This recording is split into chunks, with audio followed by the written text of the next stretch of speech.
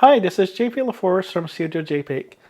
In this video, I'm going to be showing you how to take a basic panorama using the Nodal Ninja NN4 with the RD16 version 2 advanced rotator, which is the rotator in the bottom here. You have to figure out before you begin in, and I probably will do a video on this in the future, but how many photos you're going to need to take your panorama. So in this case, I'm using the Rokinon 8mm lens on a Canon 6D camera. So that's giving me a full 180 degree coverage, which is pretty great.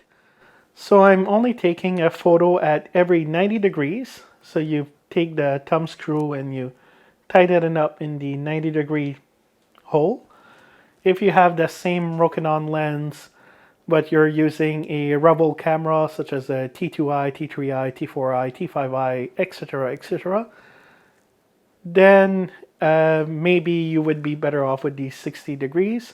But I'm not going to go over every camera and lens combination because that would take forever. I like to begin my panoramas always pointing at something straight. So in this case, I'm going to be using the bank over there that you might be able to see in the background. It's kind of bright on the camera. But that's where I'm going to be pointing it at. And I have the camera set on manual, as you can see here. I have the ISO at 100. This is a manual lens, so I had to set it mechanically at f8 aperture. And I'm doing the focusing at 1 meter, which should be good enough to take everything outside in focus and pretty much everything very close by too. So this is just a sample I'm doing. If I were to do a real one, I would probably do stuff differently. So for example, I have the blinds at less than a foot from here. I would get rid of the blinds and stuff like that, but for the purposes of this video, it's just to show how I would do it. So, alright, in the previous video, I showed how to set the no parallax point, and you really have to do it before you begin the next step. So once all that is in place, then you make sure that your camera and your panoramic head is level. There's a nice little bubble here. So you just use the things on your tripod like this, and you try to get it as level as you can. And anyway, not gonna bother with it for now, but that's basically how you do it. Or you can raise and shorten the legs to get everything leveled off. In this case, I have a battery grip, so I'm gonna use the shutter on top here, which I find more comfortable. The one over there, you kind of have to reach over and kind of awkward.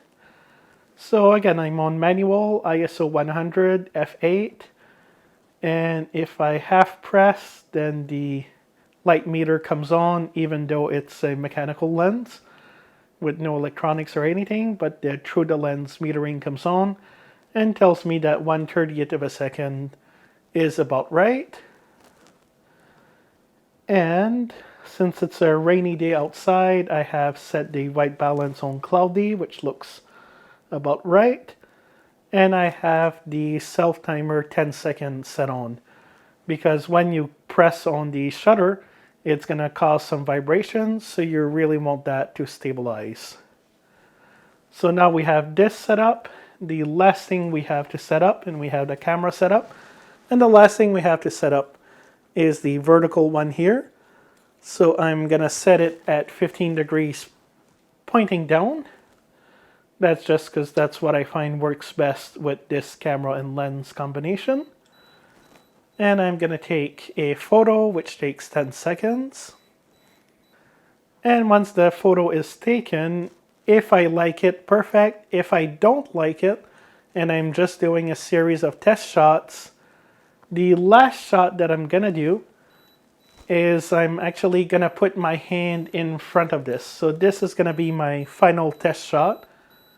And the hand, once I'm in the editing software, it's just going to be a reminder that everything before that is just test shots, and the actual panorama starts here. And since this is a manual lens with the camera set on manual and all that, most of the time I would take about 4 or 5 test shots first, make sure that my exposure is set correctly and that everything looks the way it should. I make sure that everything, like if it's outside, I would probably take away anything that I don't want to be seen. If it's a panorama inside, then if it's a business, I ask them, if I see anything that shouldn't show in the picture, then I ask them to move it.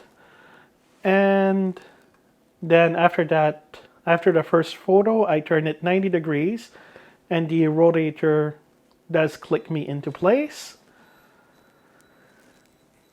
There's another really cool feature that I'm going to show afterwards, but since I'm doing it at every 90 degrees, then I remember exactly where it starts off. But if you can see here, there's a little line, and let me see. All right. So once you unscrew the bottom here, you can turn this freely. So you can set it at 0 degrees. So let's say this is your first shot. And that way once you've completed a full 360 degrees. With this combination, it's really not a problem. But if I were doing 16, 20, or 100 different photos on the same row, because you can go as precise as I think I see 7.5 degrees here. I'm not sure if you can go even more precise than that or not. But in any case, at 7.5 degrees, that's quite a lot of photos to do a 360. And it's not a big difference. So at the end, you're not sure if you're missing 1 or 2 photos or if you went too many. So by zeroing this thing first, then once you're completed. And after you've done all the photos around and you need to change rows, you just, I like to hold this steady just in case, because of the weight of the camera. And then for the picture on top, I'm going to choose something with interest. So here I have the blinds and the ceiling here and all that. So it's going to have quite enough spots to connect the pictures together. So I'm going to take this picture here. And that's it for taking the panorama. The next step will be to bring the memory card in a computer and do the stitching in the computer, which I'll probably show a tutorial on how I do that. Also with a nicer panorama than inside my apartment here. So thank you very much for watching this video. If you have any questions, comments, or suggestions, please leave them in the box below. If you like the video, please click like, subscribe, and share with a friend. Have a great day, and I'll see you next time.